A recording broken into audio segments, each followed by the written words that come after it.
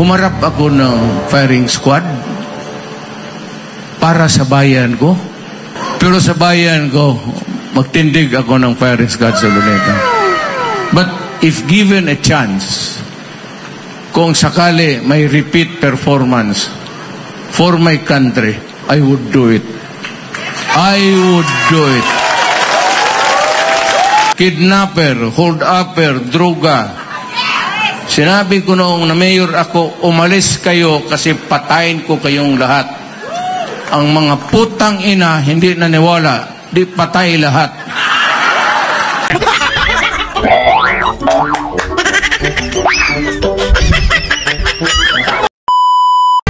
Yo, what's up, happy people mga kuis, mga gayas?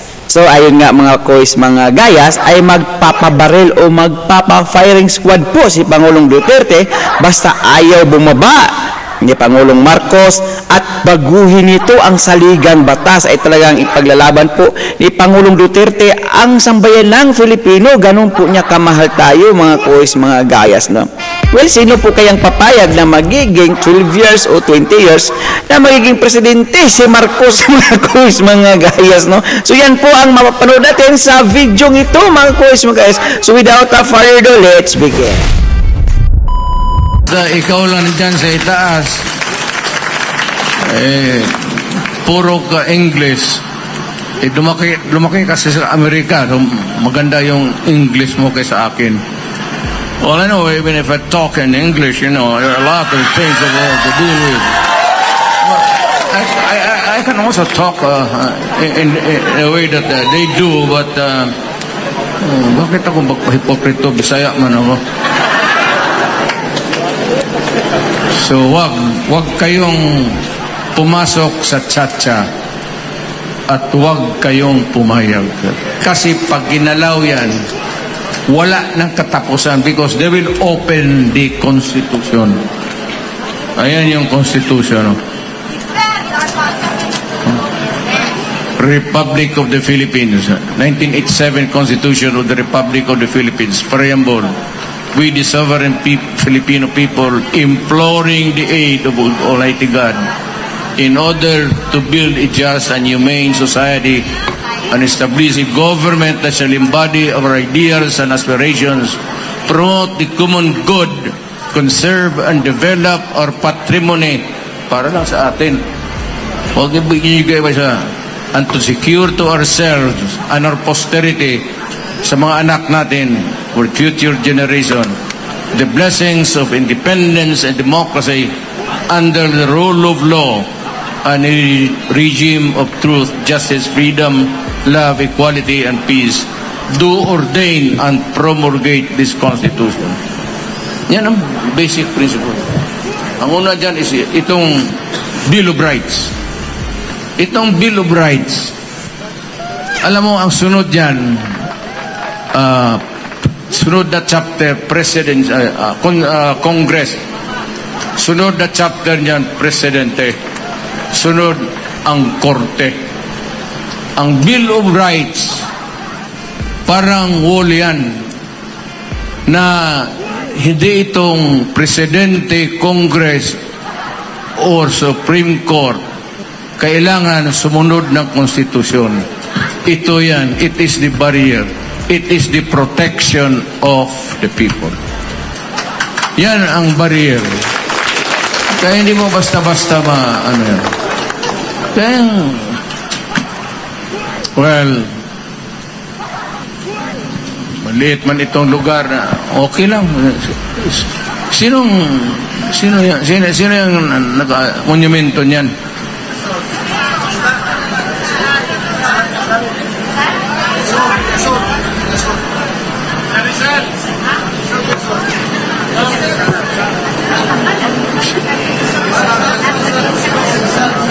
Sino yan? Si Rizal? Yung idol ko yan. Diyan ako pwede magpakamatay. Yan talaga. Alam mo, mahirap na isang tao, baski ako. Aywan ko kung kaya ko. Humarap ako ng firing squad para sa bayan ko. O, sa babae pa siguro pwede. Pero sa bayan ko, magtindig ako ng firing squad sa Luneta. But if given a chance, kung sakali may repeat performance for my country, I would do it. I would do it. Wala na. Lahat ng gusto ko, nakuha ko na. Lahat ng magagandang nakuha ko na lahat. Wala na, matanda na ako. So, pagka ako inabot ng gano'n, anak na puta. Oh, fuck you. Sige, tira.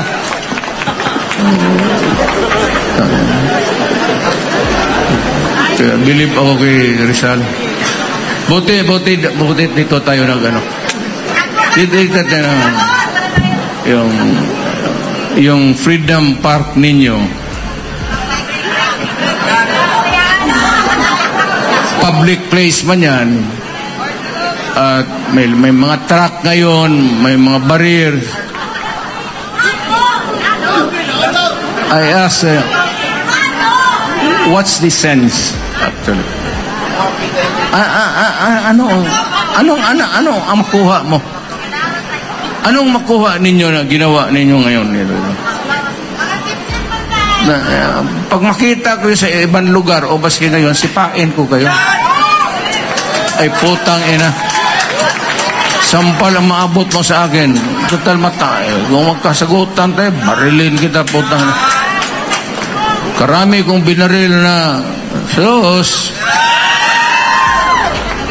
DDL, kidnapper, hold-upper, droga. Sinabi ko noong na mayor ako, umalis kayo kasi patayin ko kayong lahat.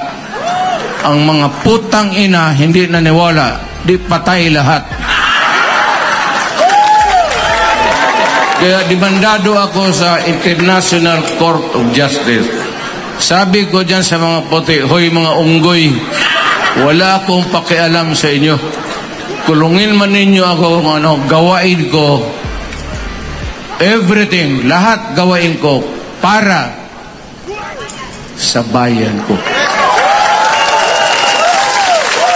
Total, kung magkagago-gago na yung mga, magsirko-sirko na yung mga tao dyan, tumbling-tumbling na, yung mga anak na may naging bangag na, putang ina, nasaan kayo? Nasaan kayo yung panahon na kailangan namin ng tulong? Mayawa kayo. Tapos pupunta kayo dito, prisuhon, gunin mo, tangina, tantangan tagag itlog. Bastos yung ginagawa ninyo. Bastos yan ko kayo. Huwag kayong magpa-alipin ng puti. Bakit sila pupunta dito tapos maghusga? Anong nagawa nila sa akin?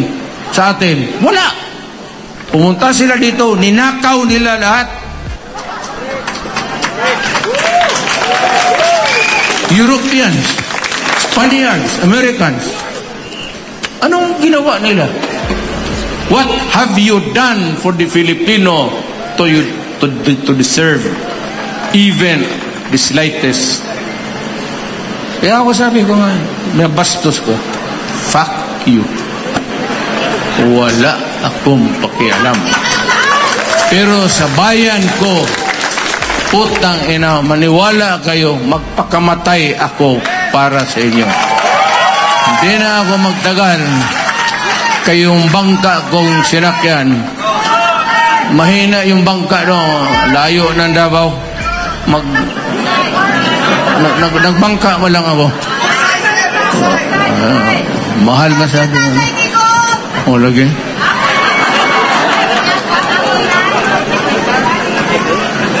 Sige, yung iba na magaganda, magtapok kayo dito sa...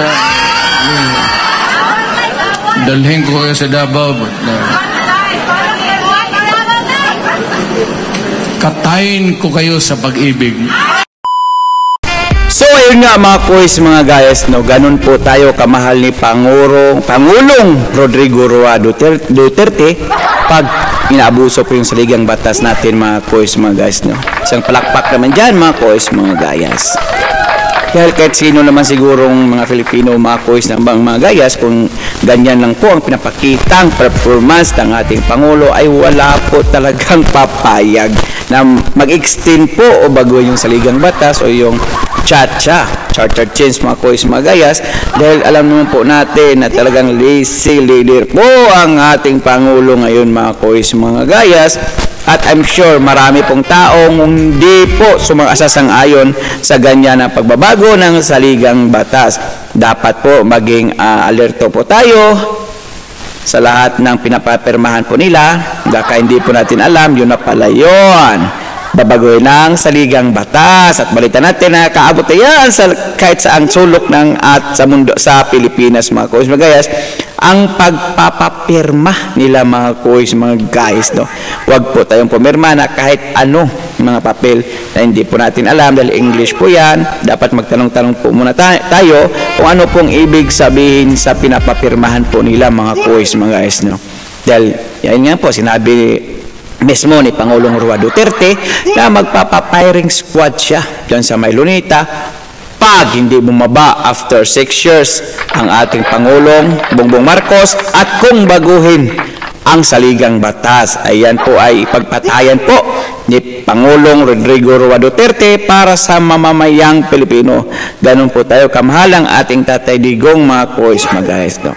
At dahil umabot ka sa dulo ng ating video, may karapatan ka pong mag-like, shares, and subscribes at pakikomento na rin ang iyong mga reaction o call po dito sa video ito mga kois mga guys. So for now, I'm gone. God bless all. Peace.